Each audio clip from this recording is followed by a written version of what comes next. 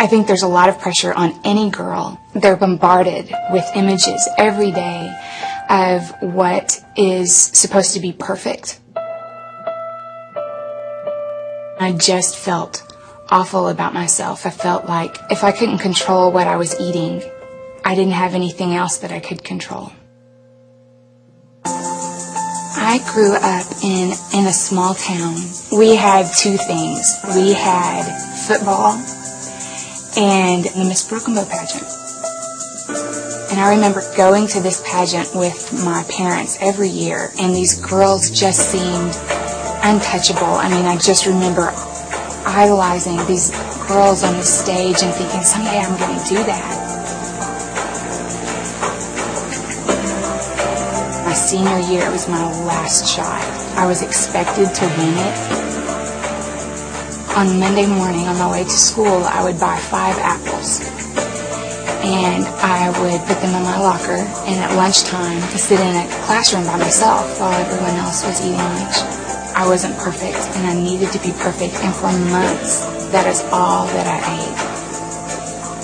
I thought other people perceived us as perfect, and I think that's the image that we tried to portray.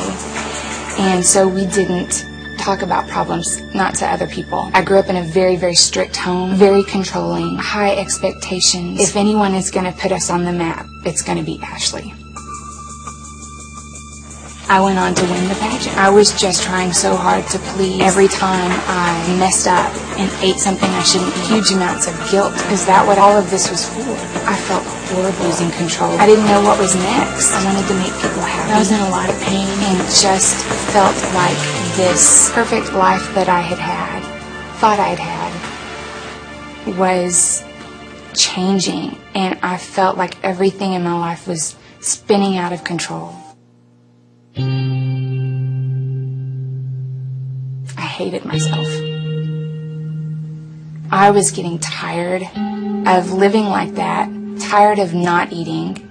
I finally decided to let myself eat something. And I remember sitting in my apartment, and I got a box of cereal. Before I knew it, I had eaten the whole box. What did I just do? I felt desperate. I couldn't fathom that food staying in my body. I went to the bathroom and tried to make myself throw up. I couldn't do it. I put on my shoes and I took off running, and I just ran and ran and ran until I felt like maybe I had burned it off. I came back to my apartment, and I still just was so angry with myself. I had a box of laxatives and took what was left. I hated myself because I felt like that was the one thing in my life that I was good at, that I could control, and I'd just blown it. I felt like I had this huge secret that I couldn't let anyone know about, and if they knew, they would just think that I was disgusting. I sat in my apartment and closed the blinds and the windows and turned off all the lights, locked the doors, and I just sat in my apartment by myself.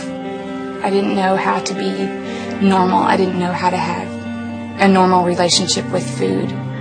I didn't know how to just eat something and enjoy it. And I was miserable. When I was at that low point, God just guided me to pick up my Bible. It fell open to Romans 14. And my eyes went to verses 7 and 8. For we're not our own masters when we live and when we die. When we live to please the Lord. And when we die, we go to be with the Lord. So in life and death, we belong to the Lord. I knew my body was a temple. I knew that I was not supposed to be vain. But it wasn't about that. Those were outward symptoms of it. And what I needed was for him to just grab me and say, you know, I've got this. I've got you, and I'm in control, and you don't have to be anymore. I wish I could say that it was so easy to walk away from that life and that I felt completely normal.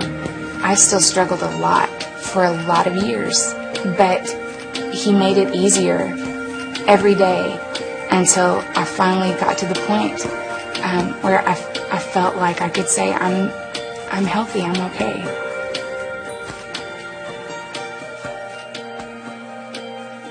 I'm Ashley, and I am second.